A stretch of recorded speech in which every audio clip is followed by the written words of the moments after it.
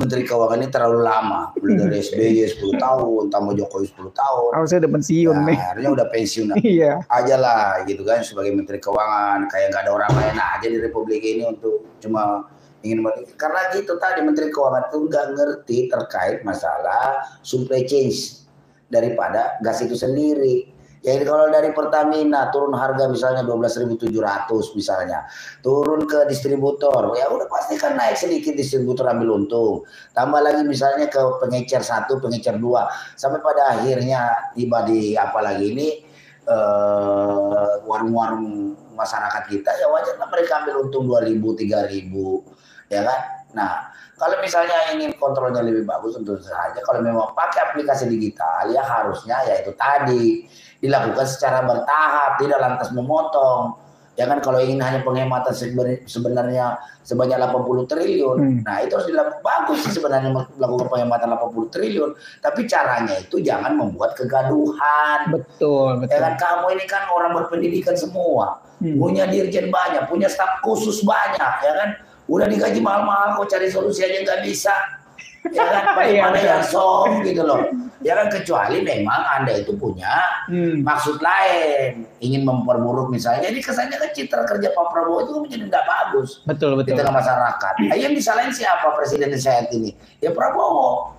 Ya Prabowo juga nggak mau disalahin karena kan tentu saja program itu kan tidak diketahui oleh istana, walaupun sekretariat kepresidenan Hasan siapa lagi nih Hasbi itu menyatakan itu sepengetahuan istana. Ternyata kan dibantah oleh Yusuf Dasko. Nah ini artinya terkait masalah skandal LPG Kemarin 3 ini memang ada semacam apalagi ini pengkhianatan lah di dalam kabinet merah putih yang dipimpin oleh Pak Prabowo ini yang dilakukan oleh menteri-menteri yang terutama titipan-titipan dari Pak Mulyono.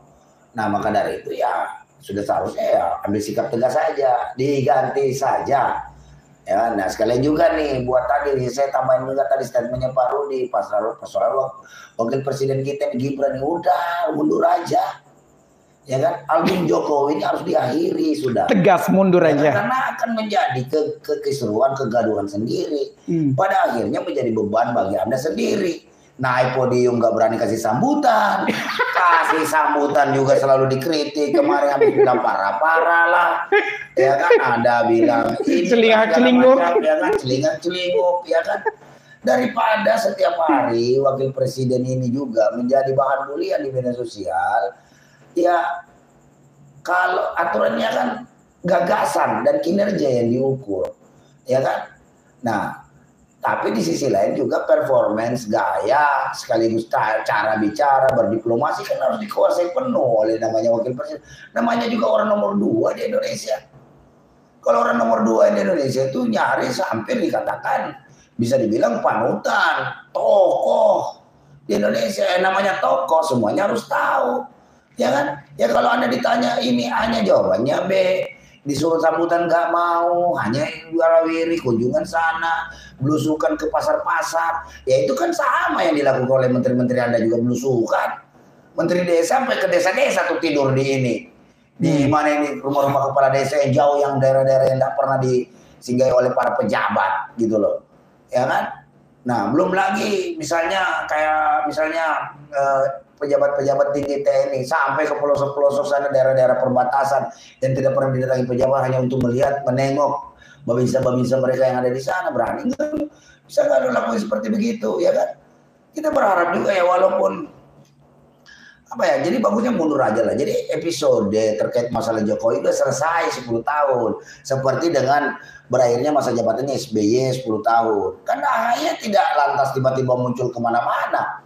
Ya Anda tiba-tiba dipasang jadi wakil presiden. Jadi sudah seharusnya udahlah, logo aja, tahu diri aja daripada Anda nanti juga stres, ya kan? Kasihan. Ini persoalan terkait masalah nama baik Indonesia juga. Kalau dinilai ya, karena yang melihat ini bukan cuma dalam negeri. Dengan bereaksinya netizen dalam negeri mengkritik Wapres ini tiap hari, ya kan otomatis kan menjadi bacaan juga bagi dunia internasional. Karena hari ini kan dunia sudah di media sosial kan udah nyaris apa yang terjadi hari ini. Podcast saya hari ini mungkin teman-teman di Malaysia, di Singapura, Hong Kong, Amerika, Inggris, Uni Eropa juga pada nonton kok tayangan ini. Ya kan? Jadi kan menjadi pembahasan dan perguncingan dunia. Nah buktinya Jokowi jadi perguncingan dunia itu tadi kan. Jadi orang nomor 2 tokoh terkorup sedunia oleh OCCRP gitu loh. Itu begitu Pak Pemret. Oke Bung.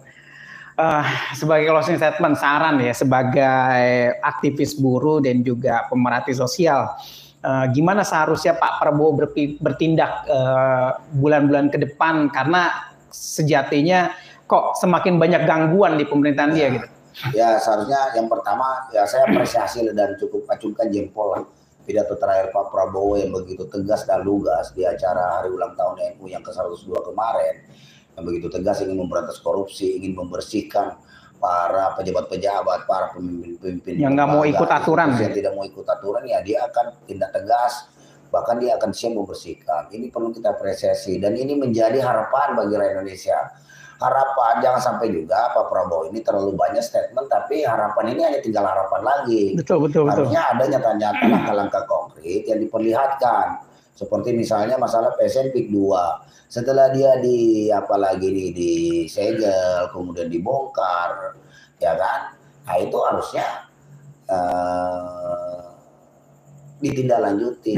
Siapa yang bertanggung jawab? Harusnya ada bertanggung jawab agar misterius itu gitu loh. Nah, tidak hanya sekedar SHG-nya atau SHM-nya atau SHG-nya yang dicabut oleh pemerintah, dipetik ya dia harus bertanggung jawab dan dia harus membayar denda. Ya kan, siapapun orang yang mengkapling-kapling laut kita, yang laut itu di mana-mana itu melanggar hukum nasional maupun hukum internasional, itu harus wajib diberikan sanksi. Karena kalau tidak diberikan sanksi akan terjadi apalagi ini diskriminasi secara hukum. Ya kan, giliran rakyat kecil tanahnya dirampas, melawan aparat di penjara. Contoh yang kemarin ada ibu-ibu, nenek-nenek 3 orang di Rempang itu kan dipidanakan. Ya kan? Nah, sementara jelas-jelas yang menjara pasir kita, laut kita, pasir laut kita, ya kan, tambang-tambang kita, ya kan. Nah, itu diproses, tidak diproses, dibiarin aja. Nah, itu tentu saja tidak boleh lagi ada nuansa-nuansa ketidakadilan. Demokrasi akan tegak kalau keadilan itu tegak. Ya kan? Demokrasi itu tegak kalau ada tindakan-tindakan jujur dari para pemerintah. Demokrasi itu juga tegak kalau korupsi bisa diberantas. Ya kan? Penjahat-penjahat bisa diberikan hukuman yang setimpal. Nah, kalau seperti hanya sekedar memberikan warning terus, karena ya jujur aja ya, setiap kita lihat pidato-pidato Prabowo baik dalam dan luar negeri, jujur aja gue cukup apresiasi lah, kasih jempol lah. Ya kan, bagaimana cara dia berdiplomasi, bagaimana dia menyampaikan pidatonya berapi-api. Cuma lagi-lagi jangan sampai rakyat menyatakan bahwa pidato Pak Prabowo itu omon-omon aja. Betul. Ya kan, nggak berani mengambil tindakan. Ya kalaupun misalnya saat ini ya Pak Prabowo ambil tindakan tegas.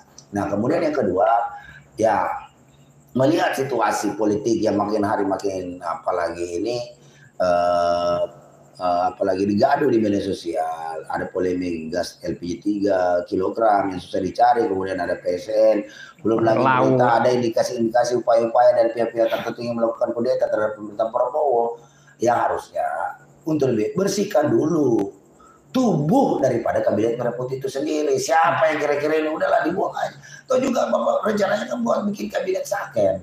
Ya, bagaimana bisa terbukti apalagi di kabinet saken orang yang ahli di bidangnya, orang yang jago di bidangnya.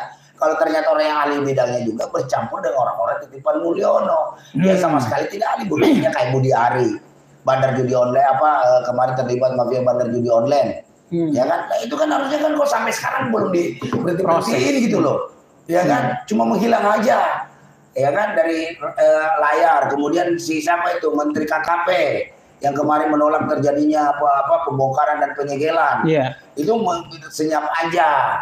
Raffi Ahmad, belum lagi siapa itu Piga itu, tulis Piga, Menteri HAM yang kemarin minta anggaran 20 triliun dan sebagainya, ya kan, jelas-jelas terjadi pelanggaran HAM di Rempang sana, jelas-jelas terjadi pelanggaran HAM. Kok diem? Di Banten, kok diem?